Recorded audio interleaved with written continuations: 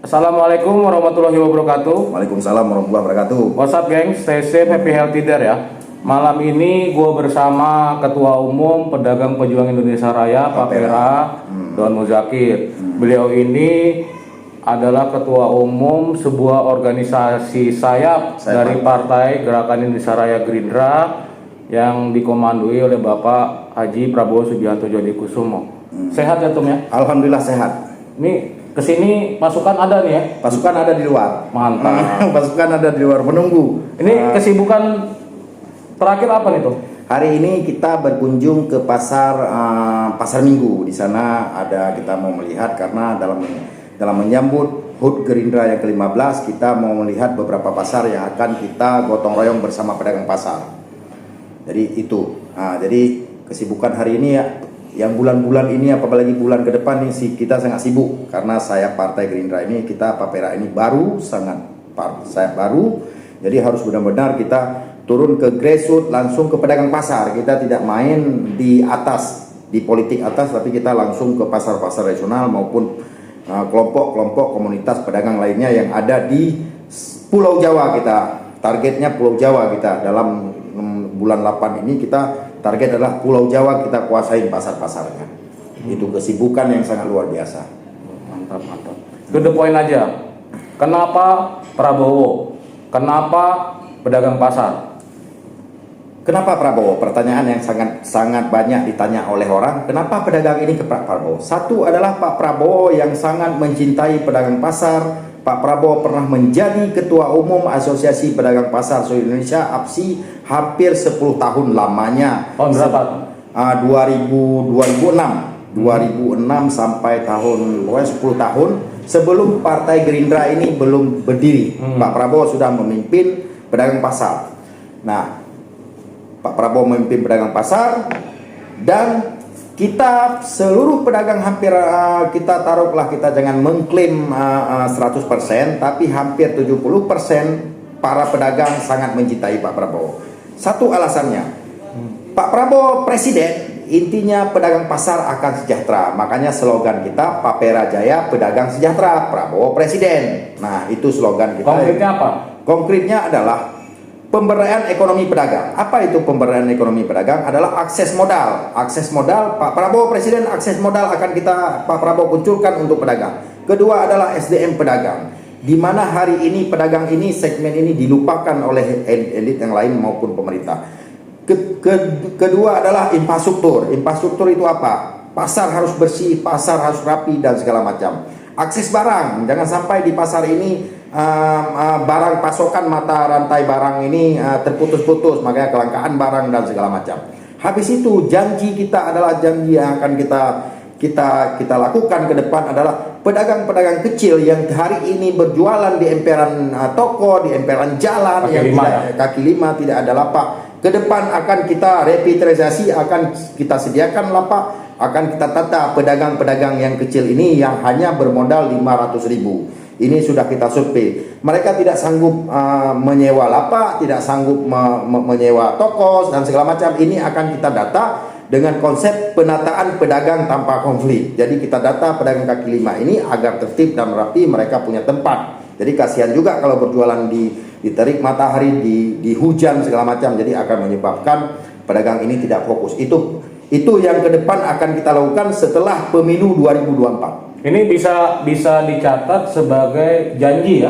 Bukan janji, ini program yang akan kita lakukan ke depan. Yakin Pak Prabowo? Yakin, bisa, ya?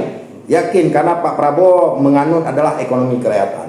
Karena Pak Prabowo ini sangat mencintai pedagang. Boleh disurvei hari ini ke pedagang pasar, mengenal nggak Pak Prabowo? Sangat mengenal Pak Prabowo. Itu janji kita. Akses modal, kita akan memberikan akses modal ke perbankan. Gimana cara yang mudah mendapatkan akses modal? Sekarang rentenir bergentayangan di pasar. Itu yang terjadi hari ini. Pasar becek, gimana caranya infrastruktur pasar ke depan harus kita benak. Harus kita pasar harus seperti mall. Nah, pedagang-pedagang yang tidak dapat lapak, gimana caranya kita sediakan lapak agar merata perekonomian rakyat, agar pedagang bisa berjualan dengan nyaman dan aman. Itu.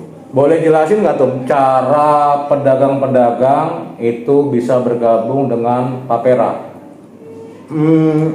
Ya, hari ini bergabung dengan Papera, cara pedagang bergabung dengan Papera, kita kalau di Jakarta hampir 80% pasar ini ada komisariat kita, ada ketua-ketua di setiap pasar. Misalnya coba Jakarta Selatan di mana tuh? Jakarta Selatan kita ada di Pasar Minggu, kita ada di Pasar Mampang, kita ada di pasar, pokoknya ada di beberapa pasar ini kita punya di sini. Jakarta Pusat? Jakarta Pusat kita ada di Pasar Minggu, di Jakarta Pusat ada di Tanah Abang, ada di Pasar Senen, ada di Cempaka Putih. Jakarta Barat? Jakarta Barat ada Jembatan Besi, Pasar Grogol, ada Kramat Pori, ada Dutamas.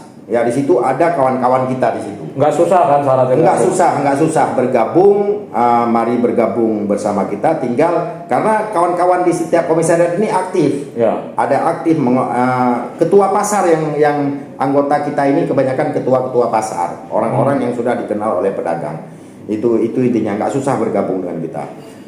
Cuman kita di sini adalah gimana caranya mendidik para kawan-kawan pedagang ini edukasi politik. Jadi kita mengajak pedagang untuk terlibat dalam politik. Jadi setiap saat kita ini kan diekspor oleh dimanfaatkan oleh elit-elit politik. Elit-elit politik hanya berkunjung ke pasar waktu pemilu, habis pemilu ya meninggalkan kita. Tapi hari ini pedagang sangat senang adanya Bapera. Ada satu komunitas politik pedagang. Kita memperjuangkan hak-hak kita, dan hari ini di Bapera ini ada beberapa tokoh-tokoh pedagang yang siap mereka naik sebagai anggota legislatif. Jadi berjuang di 2014. Jadi ada tokoh pedagang yang akan muncul ke depan ini jadi anggota DPR kabupaten kota, jadi DPR provinsi maupun DPR RI. Jadi sudah ada kita antusias kawan-kawan pedagang untuk mencalonkan diri. Itu. Nah, terkait gini tuh. Jadi ini kan ada perkembangan kemajuan teknologi, program digitalisasi, finansialisasi yang telah berhasil difondasikan oleh Bapak Presiden Joko Widodo. Nah, ini gimana Papera menyikapi perkembangan zaman ini?